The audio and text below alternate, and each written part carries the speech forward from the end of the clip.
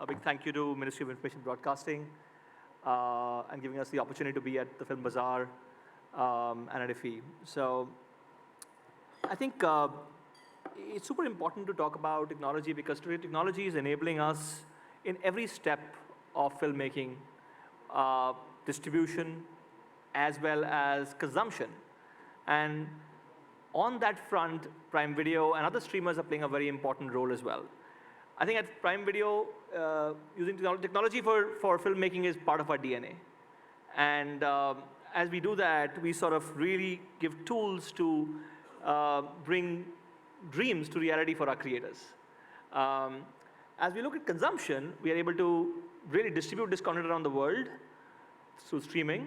And of course, from a consumption standpoint, enhance technology, enhance experiences using technology for features like X-ray and watch parties and so on. Coming specifically to storytelling and creating, I think we have seen this year in the Indian film industry to actually use technology to a great degree, whether it's films like Brahmastra or Ram Setu. They've actually shown that we can do world-class VFX, world-class technology usage to actually enhance the experience of consumption for audiences. Now, as we talk about this, it's important to know that these stories are rooted in our culture. They really are Indian, truly Indian, but they are world-class in how they are made and how they perceive to audiences around the world. And that's really what makes us proud for where our industry is going. So, and Ram Setu, which is one of our co-productions at Prime Video, we are very, very proud of how this film really has embraced technology. And we'll talk more about that. But before that, I want to call on stage my friend and industry veteran, Vikram Malhotra, who's the founder and CEO of Abundantia, who's not just produced Ram Setu. Hey Vikram, I'll be with you in just a second. But also many iconic films like Jalsa, Sherni, Shakuntal Devi, made our shows like Breathe, Hush Hush. So a long list of amazing projects we worked together on. And I'm going to also call on stage Abhishek Sharma, the wonderful director of the film Ram Setu. And we will have a couple other colleagues on stage later as we go in conversation on how we use technology in Ram Setu, but also about how technology is actually changing filmmaking in the country. Thank you. I think the first question which comes to mind for me is, to actually both of you, is, of course, now we talk about VFX and technology as if it's a given, right? And there was a time it wasn't. What has it done for you as filmmakers, film producers, and what has it unlocked for you all? Before we actually get to the magic of what you've done. So fundamentally, life before and now, what's changed really? Vikram, maybe first you. Hi, good evening, everyone. And Gaurav, thank you for those wonderful words of introduction. Really happy to be here. To your point, we as a nation used to take pride a few years ago, a decade and a half or so ago, in using phrases like, all technology is manual. Because we were never accustomed, used, educated, equipped to bring technology to the media and entertainment world. Television was doing it in broadcasting, in distribution. Exhibition evolved in going from all physical to digital, including in distribution. But the production side of it was still lagging behind. That's a big leap that we are about to take. Indigenous work, much like you've seen in the films that you've named this year itself. To my mind, technology does not only open the doors in terms of providing spectacle entertainment or unique entertainment to the audience, but it also allows filmmakers, storytellers, the power to think bigger, to think different, to imagine. All creativity stems from imagination. And the revolution that we are seeing now is that Indian storytellers have access to homegrown technology for which they do not have to depend on foreign shores and international technicians. And all this is happening in our backyard now. Importantly, from an economic point of view, we should now be able to deliver dollar experiences in rupee technology versus the audience expecting dollar experiences and we having to spend dollars but getting back rupees for it from the box office. So to me, the revolution is just about taking shape now. So interesting point. What you said is that you actually had technology unlock a virtuous flywheel, which you actually fulfill the imagination of creators in reality, and then it further fuels new imagination. And that's sort of a very amazing point.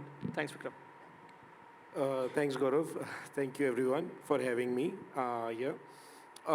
Coming to your point, I think what has majorly changed for me as a filmmaker, and I think for the film industry in last few years, and I think it has only kind of sped up after the COVID, unfortunate COVID scenario, is that now we are using VFX more and more for environment creation, which is something that we will, of course, talk in detail, case specific on Ram Setu, but it's no longer just visual effects.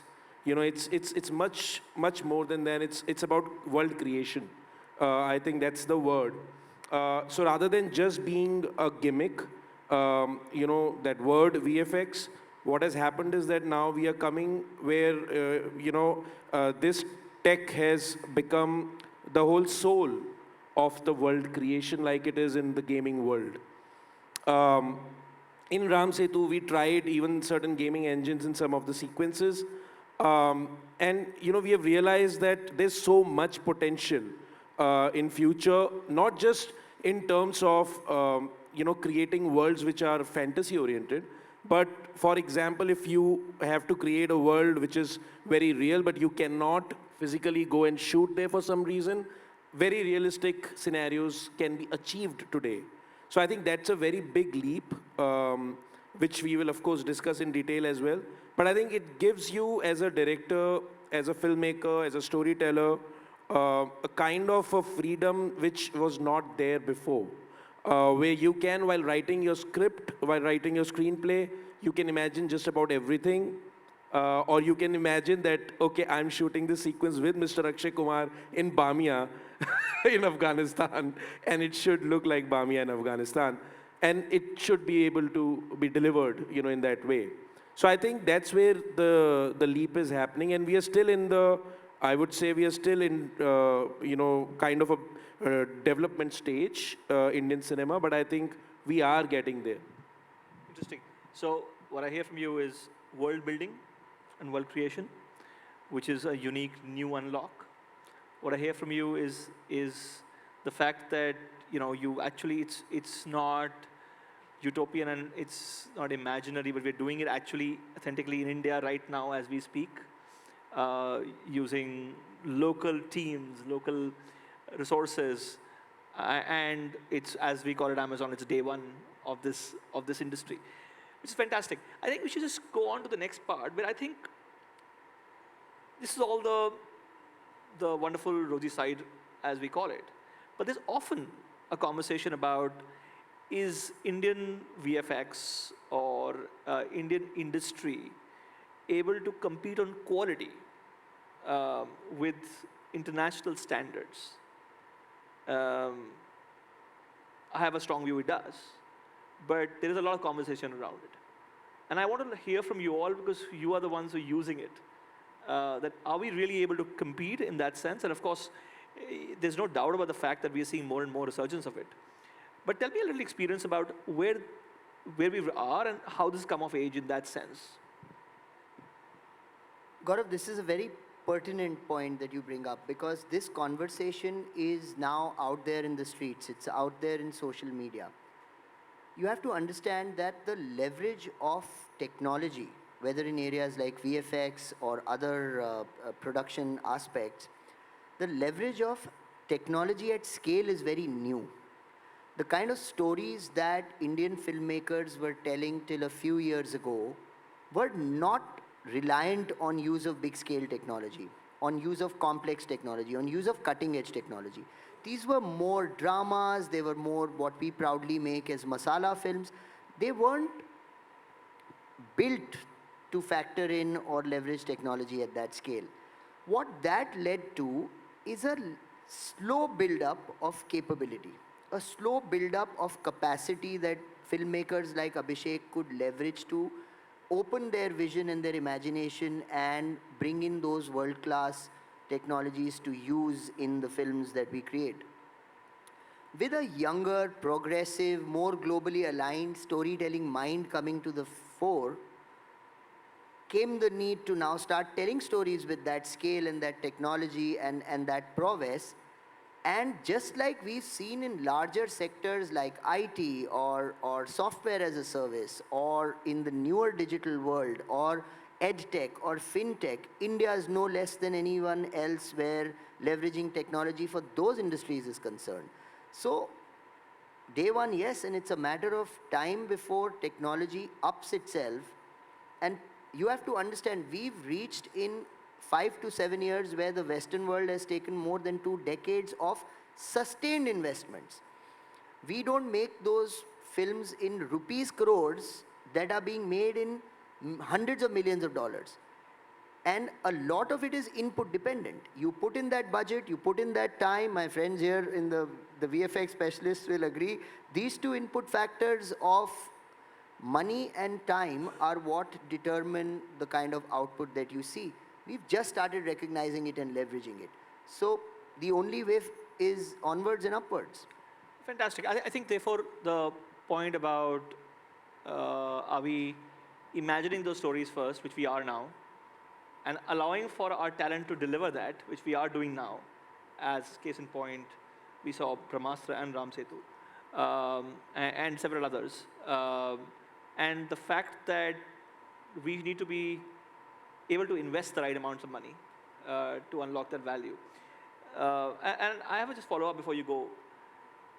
Vikram, what's the rate limiter then? Like, what's stopping this from going faster? We know for a fact that intellectual capital is not a concern. We know that some of the best minds in post-production and production technologies in the world rest in India. In fact, this is not a secret that some of the work that we call entirely Hollywood and world-class and stunning VFX and post-production work, a lot of it happens in India. Absolutely. In centers in Bengaluru, in Hyderabad. Some of the best work that we see in films that do billions of dollars of business is actually done in our own country. So clearly, intellectual capital is not an issue. One big factor is enabling the vision. Case in point, a Prime Video coming on board, joining hands with us and enabling Abhishek's vision in Ram Setu to do what we've managed to do. What we are seeing right now are few examples. I think the minute more filmmakers step out, it's going to feed back into the increase of capability and capacity. So I think it's happening. It will just need that one watershed moment where something cuts out and breaks through globally from India, that the center of attraction changes. We are at the cusp of that, I believe. But Abhishek. No, I think, like I said, I won't say that we are taking baby steps, but I think we are still, somewhere searching for how this tech can be best used in storytelling, in the modern storytelling. Obviously, sometimes, like Vikram rightly said, there is no dearth of intellect. It's just that the directors and the storytellers have to match up to what can be delivered by the VFX studios. It's not just about money and time, which is critical, but also, like they say na Hindi mein kavi ki kalpana. So wo kavi ki kalpana bhi chahiye. We have to start thinking of those kind of stories, challenge ourselves, and I think when that happens somewhere, and it is happening. We are slowly getting into those kind of stories today. And I think somewhere where the credit is due, cinema down south is also doing a very big, there is a revolution going on where we are seeing films like RRR, where the whole world is talking about the use of VFX. But I think why that is happening is because the imagination is something which is very new, very fresh. It's not the usual imagination, that a Western world has seen. Yeah.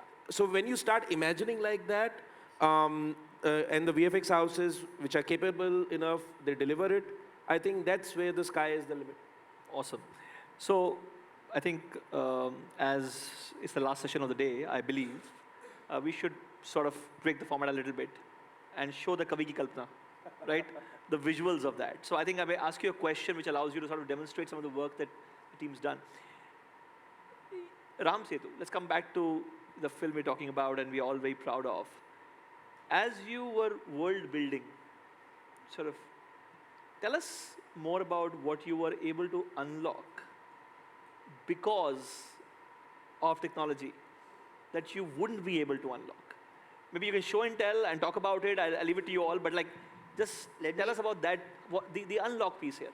While Abhishek and the team are the right people to demonstrate the unlocking of it and their creative vision, let me begin by a little anecdote here. When you speak about unlock, as Indians, Ramayana and the inclusion of Ram Setu in it is fundamental to our growing up, to everything that we've historically, culturally learned. So when Abhishek first walked me through this script, my understanding from my growing up days and largely watching the epic on Doordarshan was that these were these little rocks on which you wrote Ram and you put them in the ocean and they floated and there was this bridge. And all through Abhishek's script narration, I kept wondering, what is it that this is going to look like? Till as part of the script, he narrated that the bridge, as also highlighted in our historical and religious scriptures, is 35 kilometers long and 3.5 kilometers wide. What makes this fact even more interesting is that the only imaging that's been done of this is satellite and aerial imaging. There has actually never been any expedition of note that's done deep sea work on Ram Setu to understand what it looks like. In the absence of technology and the mind of this genius here that conjured it up, we would not have even known what Ram Setu looks like. So what technology unlocked, Gaurav, we spoke about imagination and vision and creativity, is that they could give a visual, an experience to something that no one had ever seen before. No matter how much we describe it or talk about it, it wouldn't have been possible without what the magic that's been created. Awesome. So I think, like you rightly said, let's show and tell. We have taken out 3 sequences from the film because the focus was world creation. So we have a PPT. Can I get that remote, please? And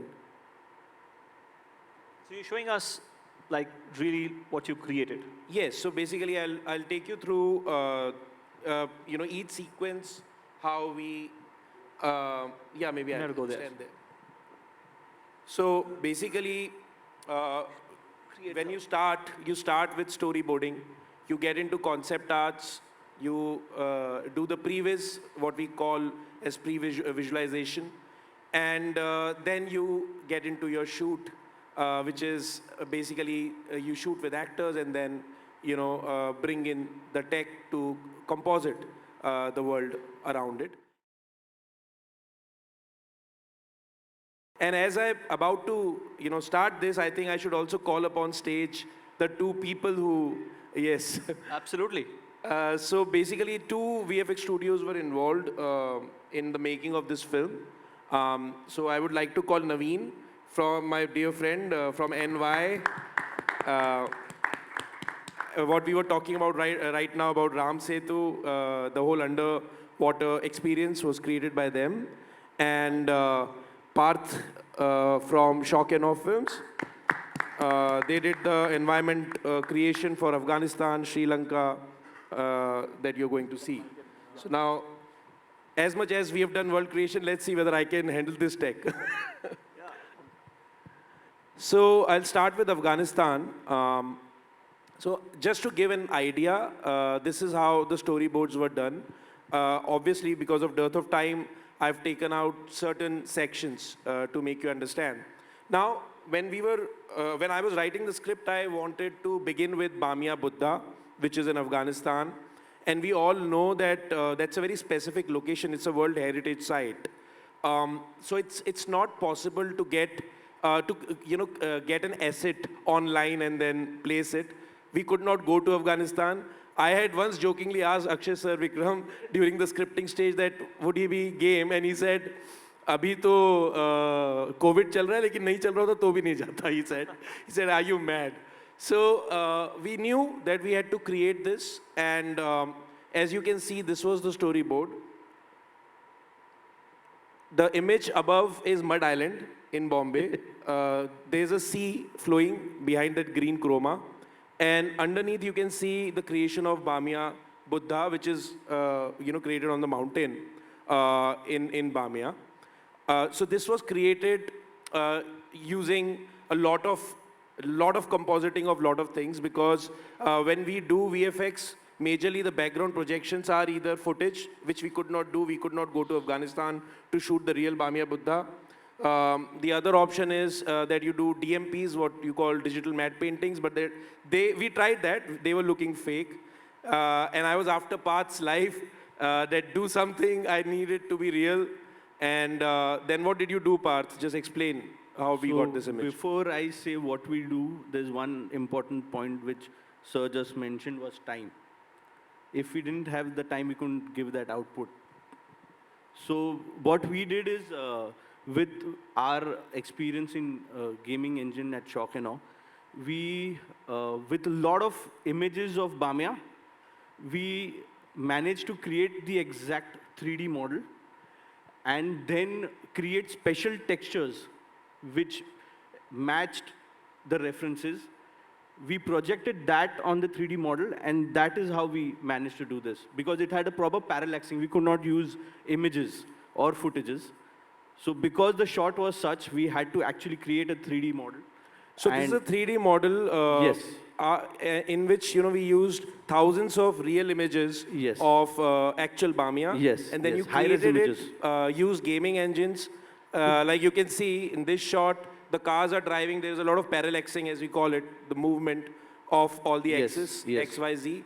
On top, you can see how we shot it. Below is the whole creation of Bamia. Again, there's a sea flowing behind that green chroma. There was an action sequence also in the first scene, if you can see that. So there also, I think the gaming engines came in handy. Absolutely. Because there's a lot of parallaxing around. Yes. So this is how Afghanistan was done. And this is my favorite shot actually from Afghanistan, where we use the reclining Buddha. The reclining Buddha basically is actually found in Afghanistan during that time when we showed it in the film. And again, we didn't have any exact replica to composite. So I think, Parth, you guys again created it in 3D and... Yes, yes. This is pure, complete 3D asset created in a gaming engine, because render time was equally important. And yeah, we achieved what you wanted. Now coming to Sri Lanka. Can I ask you a question before we go? So that's amazing what you showed us in Afghanistan. I think just, you talked about an important point, the both of you, about investment is not just about dollars, rupees, whatever currency you may want to use wherever, but also time. Would you give a sense of like what this effort meant in terms of how much you had to sort of really invest yourself and the teams on it? The first shot that you saw, it took us 2 months to come to a level where he said, it's okay now. And it happened because we asked him to give the Bamia sequence and the Sri Lanka sequence much before it was edited.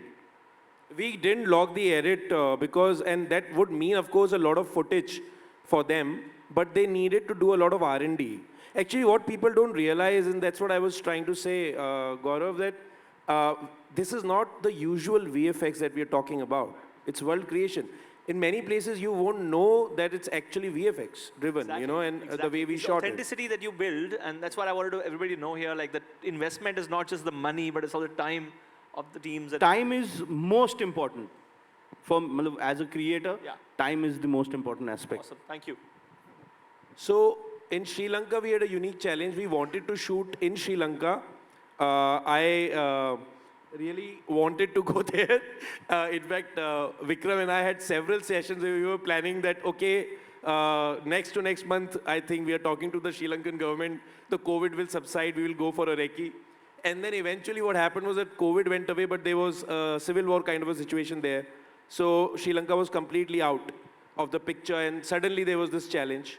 But we took it as an opportunity because I thought that because the film is like a treasure hunt, I wanted to give it a little bit of a stylized approach. And that's where we got into this kind of imagery. This is Adam's Peak in Sri Lanka. This is the storyboard.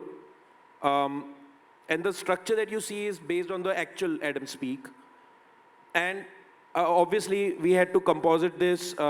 This was, I think, in Sri Lankan site, we majorly used the matte paintings, right? The DMPs. Yeah. For the entire Sri Lankan section, we went with the traditional DMP approach, but there were certain areas because of the way the camera was moving, we had to make use of gaming engines for the output.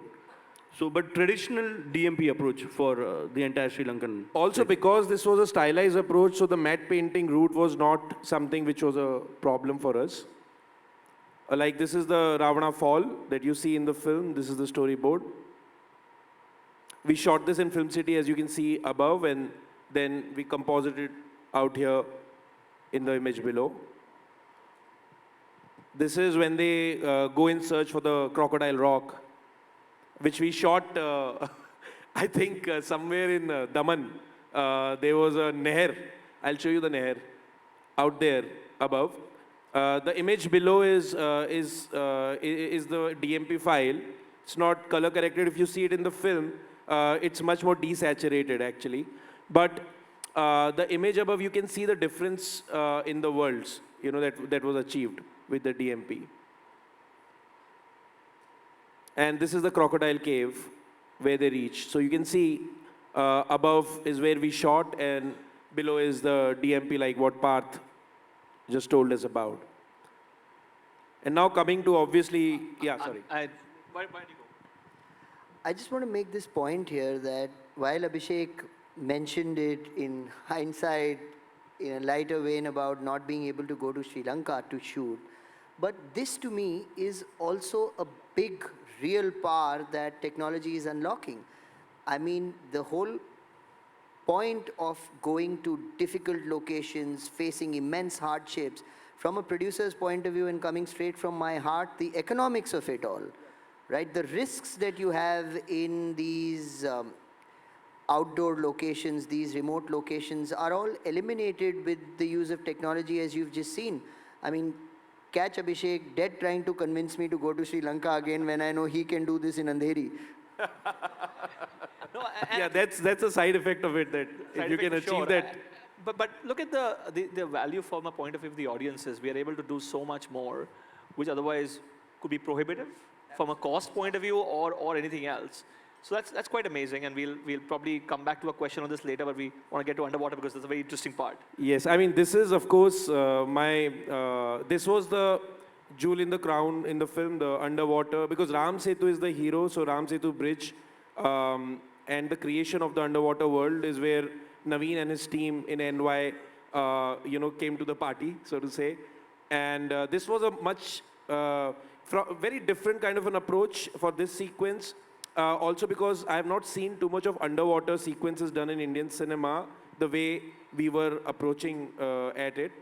So, like for instance, I'll tell you, there is a exosuit which actually is used for marine archaeology in Canada and some European countries. We don't have it in India. In fact, we sent a mail during COVID time to that company and we said, can we get the exosuit? And they were like, no, we can't fly it right now. These are COVID restrictions and we generally don't give it for filming in any case. But I think that was again an opportunity because we realized that what we could achieve with what NY did with the CGI tech, we couldn't have done it with the real exosuit. The real exosuit also looks exactly like how we have used it, but there would be problem with the actor, in this case, Akshay sir, wearing it, the mobility, shooting part of it, and a lot of it was taken care of because of how we did that. So, Naveen, I'm coming to you now on the underwater sequence. So I'll begin with the exosuit travel part. This is the storyboard for that. Please take us through. There are 3 images. Please take us through how it all, was created. Okay. Thank you, Gaurav, for having me here. Thank you, Vikram sir. Thank you, Abhishek sir, for giving me this opportunity to execute this sequence. It was pleasure working with you. Okay, well, underwater sequence is a sequence very special to us as a studio that we took 8 months to probably do a pre-production on it. 8 months. Yeah. To do the prep, just Yeah, the do the pre-production. prep, and then followed by another 8 months to execute it. So we didn't have any visual reference of Ram Setu as such, but we all knew what underwater looks like. Yeah. So it started off, sorry, I'm jumping the bridge, sir. Sure. Starting from the beginning. Yeah. So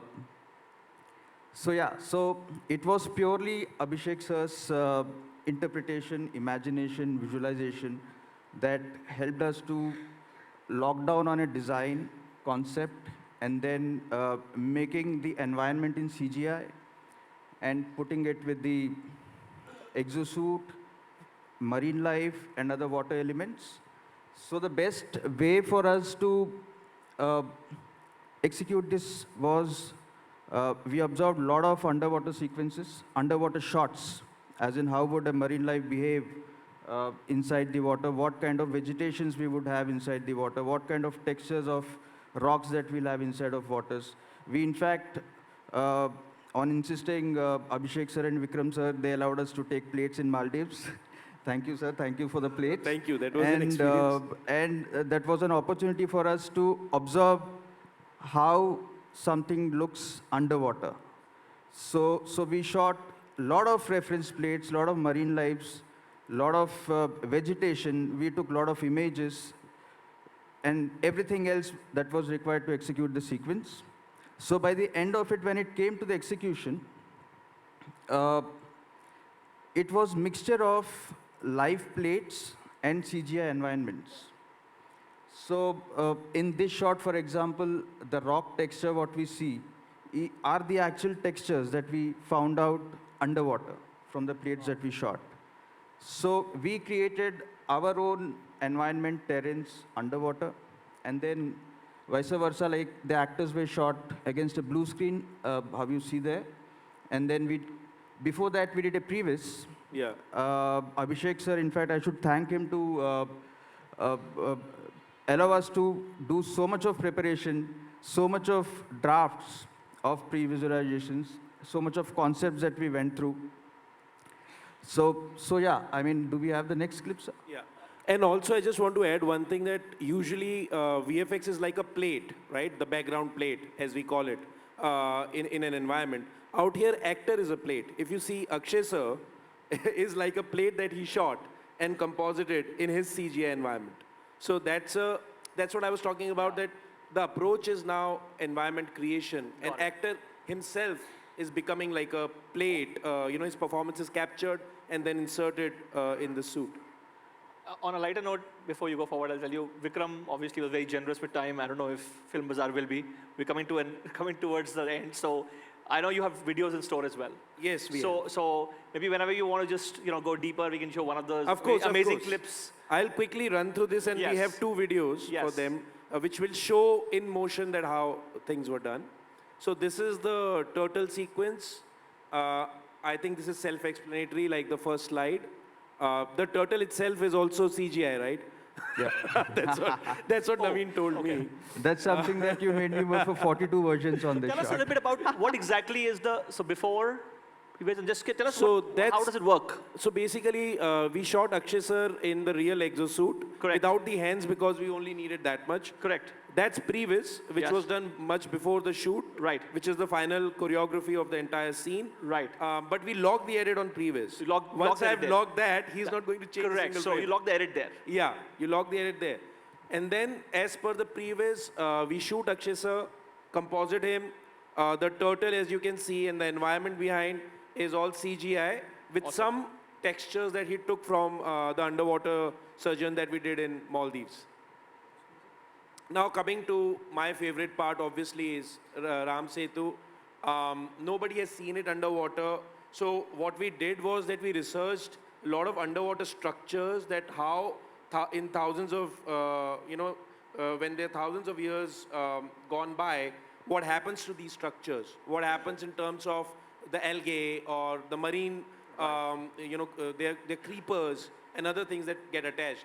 There are sonar images of other structures which we studied, and then I kind of imagined how Ram Setu would be today if we went down underwater. Wow. And we created this. It's a floating bridge, as we know from our, from our itihas. But obviously, it's a bridge. And it is like Vikram sir just told you, 35 kilometers long, in some places 3.5 kilometers wide. So we had to imagine that, and Naveen had a very, very difficult task of recreating it. And before that, I would like to mention the concept artist, Aniket, who did all the storyboards and concept arts, is also a very important factor. What people don't realize is that for VFX to be achieved, the concept artist is also equally important because he puts on paper the vision of the director. That's the bridge. That's the Ram Setu between the director and the VFX studio. Lovely, lovely. So this was created by us on paper. And as you can see on top, that's the previous stage. And underneath is the bridge. Naveen, just talk about how you created the bridge for a bit. Okay, so to lock on a particular design, it took a lot of time because Abhishek sir was brainstorming, and it was his version of Ram Setu, how we would wanted to show. Yeah, I mean, all I can say is we had a very tedious time locking the design of it. He's not sharing secrets. He's not sharing secrets, I'm telling you. He doesn't want to share He's secrets. not sharing the secrets, just take a long time. No, but on the serious note, I think again, we did research on a lot of real structures and how Ram Setu could have been made, because also it's mentioned it's the floating rocks, and there are actual floating rocks that you find in Rameshwaram I think what today. I like about this point you're making is about the authenticity that you imagined to make sure that the viewers can actually exactly see what you have in mind and detailing of that. True. Because you could have done something differently and people would have said that is Ram Setu. Yeah, correct. So I love the idea about how you put the detailing there. Yeah, there's a lot of responsibility because we are talking about Ram Setu. And course. I wanted to be as bang on as possible. Of Yeah. course, the experience had to be cinematic, but that comes with the choreography. We wanted to make sure that the structure is as near reality as possible. Absolutely. For a structure of this kind underneath, underwater. So kudos to them. I think, again, they studied a lot of structures, a lot of sonar images of other structures. Obviously, Ram Setu to ek hi hai, so, and we could not shoot there. We could not do anything out there. But hopefully, someday when the actual expedition happens, we hopefully will not fail. Hopefully, it will be somewhere near this imagination. We also spoke to a lot of geologists and marine archaeologists, and his team interacted with them. So there was a lot of detailing, a lot of research that happened to create this. I think the magical part is authenticity, like how much you wanted to be true to the real thing. Yeah. I mean, So- that was the idea. Yeah. I think we'll have to move to the video because Yes. we'll lose the folks. So Yes, so this is just the Ram Setu in the night. Oh wow. And this is the submarine section. Again, we shot actors on that hydraulic. This is the storm scene. We shot in a swimming pool, and then they created the sea. Wow. And that's thank you. I can come to the videos now. So we have two videos, Gaurav. The first one takes you through Afghanistan and Sri Lanka quickly. And then the second one, we will end with the underwater video, the world creation of Ram Setu. I think before we show the videos and let the audience enjoy that, I want to thank all of you for the session today and all of you as well. But and for not just what you've done, but the audacious thinking and staying so true and authentic to what you're trying to tell, and of course showing a way and inspiration for many more filmmakers who are going to do this going forward. As Vikram said and you said, this is really day one for us. Yes. So thank you everyone. Watch the videos. Don't leave. It's amazing, and see you soon. Thank you. Please play. And if you can dim the lights, yeah.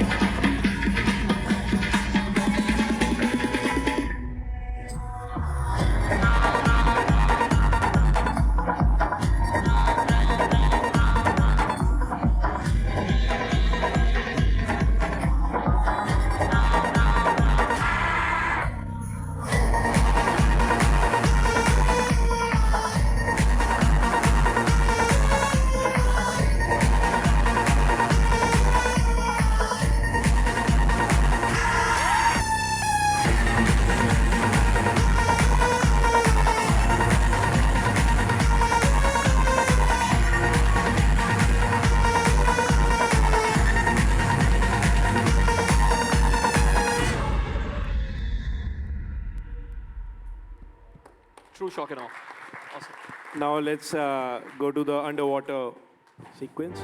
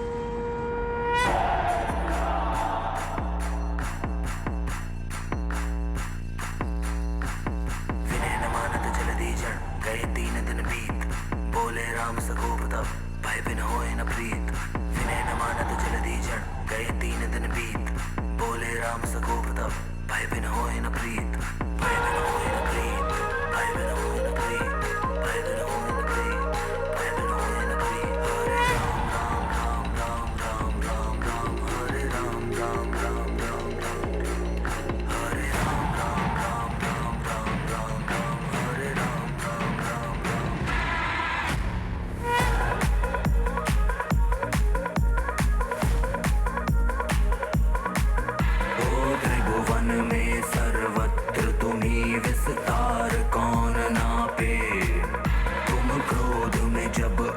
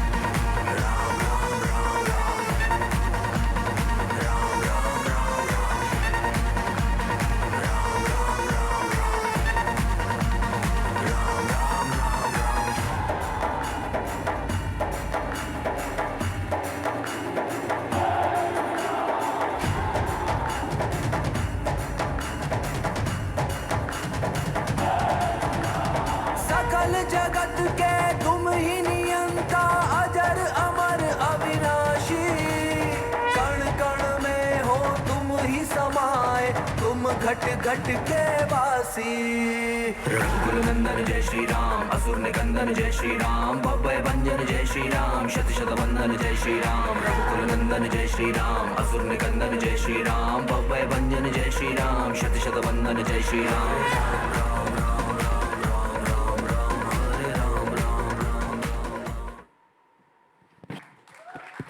Thank you, thank you. Thank you, everyone. Thanks. That was amazing.